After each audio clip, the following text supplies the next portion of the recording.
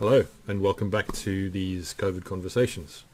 Bit of a misnomer still because they're not really conversations. They're me really talking to you for 5-10 minutes, and if you'd like to respond, then you get to do so. But it's up to you whether there's any conversation or not. Sometimes we can't see things by looking directly at them. So, for example, if you're looking through a telescope at the night sky and you want to see what in stargazing terms might be called a faint fuzzy, a galaxy far, far away, without that being a Star Wars reference. But some of those, if you try and look directly at them, you can't see them, partly because our eyes have a blind spot at the back where the retinal nerves all actually go into the eyeball, but also because our eyes are not necessarily the most sensitive in the exact direction we're looking. So you use, if you're looking through a telescope eyepiece, something called averted vision. You just look slightly to the side. You look at something just next to what you think you're looking for. And it's astonishing how often the thing you're looking for can't be seen when you look directly at it, but can be seen when you look off to the side. Not ignoring it, not paying attention to it, but maybe there's a lesson there for us in the way we think about ourselves, we examine ourselves, we look at ourselves directly and often fiercely with a lot of judgment through so much of our lives. Today, I will have the first of what will be at least 4 times a year for me, 4 or 5 times a year, what the Methodist Church is calling supervision.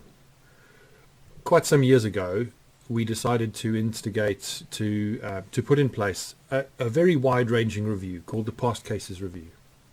And the Past Cases Review was our church responding to the scandal in many denominations and many religious organizations and other organizations, the scandal of the manipulation of vulnerable people, often children, by those with authority and power. Sports coaches, priests, ministers, all kinds of people who had deliberately taken advantage of people who were in a vulnerable position. And of course, in the church, there's always that imbalance. It's a deeply personal environment. I am given culturally and in terms of our rules, a degree of authority in the church. I have intimate conversations with people about all kinds of things. And I need to know myself well in order to do that wisely.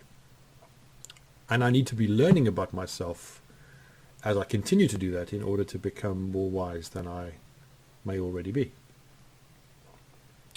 So supervision is something that happens in lots of fields. It happens in many medical contexts. It happens in the context of counseling. If you want to be an accredited and registered counselor with the British Association of Counsellors and Psychotherapists, one umbrella organization that does that. Part of the integrity of your practice is to have someone who is skilled not to be your counselor, but to help you reflect on the way you do what you do. And tucked in behind that, the way that your own story, the way that your own biases, the way that your own assumptions, the way that your own rushing to judgment or beliefs and ideas even, the way that those shape your engaging with other people. And not just because those are things that might be dangerous. They might be really helpful. The process is affirming as much as it is perhaps challenging. But it is a little bit like looking for faint fuzzies in the night sky, because the idea is that you have someone who helps you to kind of look at yourself a little bit sideways, to reflect on what's going on behind what's going on in the moment, and to think about the patterns and conduct that are part of your ministry because of who you are and what you believe and what you've experienced and what you know or think you know, and all kinds of things. It, of course, could be quite a destructive experience because you could come away... I could come away from my experience of supervision distrusting myself or lacking confidence in myself, thinking that I might not be so sure of some of the things that I was sure about, even just about me, and that will be a bad thing. I don't think that will happen, because I'll be doing it with someone that I know and trust well, and I'm very glad has been appointed as my supervisor. But because I do welcome processes like this, I always have welcomed sometimes the discomfort of discovering things about myself, or the way that I go about, the way other people experience me, that leave me with things to learn, to change, to let go of, and to grow.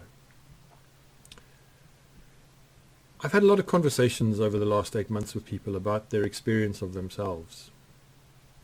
I had a long conversation with my daughter, who's in her final year of schooling, last week, and part of what I said to her was, what do you think you've learned about yourself during this coronavirus time? And we talked about that at length, and I think there'd be some really positive things she'd learned about herself, both things that she enjoyed about who she was, and things that she knew she would have to make sure were in place, at least for the foreseeable future in her life, for her to thrive, and for her to take care of herself, and for her to feel alive in all the ways that she would like to, and I think deserves to, as we all do.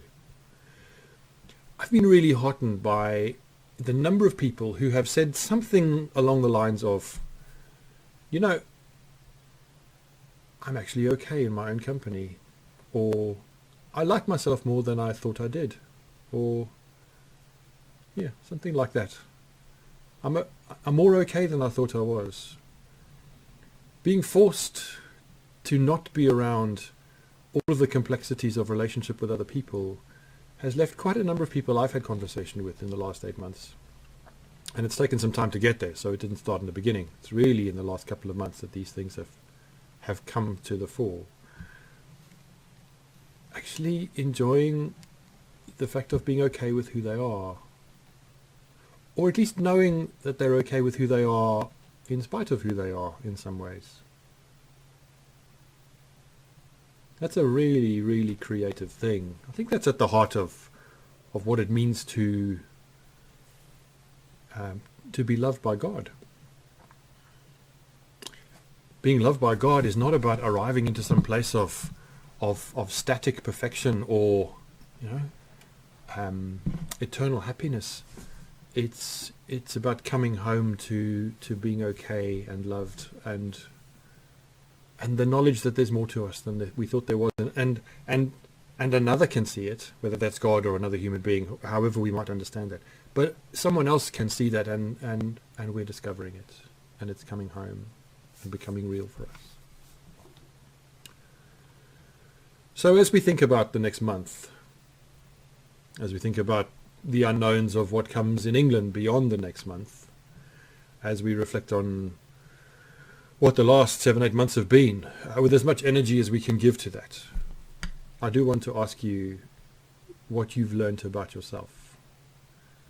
I do want to ask you to maybe sit even just for a couple of minutes each day, or just once or twice, and do what we do when we encourage people to meditate or do mindfulness exercises. In a sense, sit with yourself and just observe yourself. Just notice what's happening.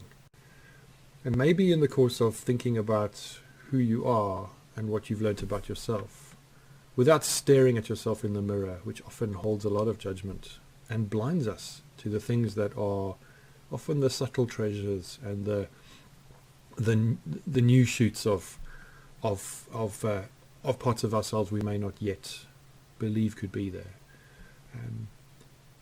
You may see things, you may be grateful for things, you may find or notice things that surprise you. Of course, the other side of it is also true.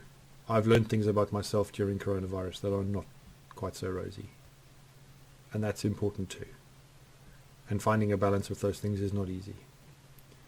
But I invite you today, or in the days ahead, to sit quietly with yourself for a while and ask what you've learnt of yourself, what you've learnt about yourself, what you might see if you don't stare yourself down, but just observe what it's like to be you. And perhaps, if that language is helpful for you, discover that you are lovable, that you are precious, that you are unique and wonderful and mixed up and messed up, and all the things that make us people on the move through the whole of our lives. So bless you. I think there might be a little bit more astronomy tomorrow, so you've been warned, but we'll have to see. You can come back tomorrow and see if you want to find out what that's about. But for today, just for today, have the best day you can, and don't stare yourself down too much, because that often doesn't help us to be ourselves best.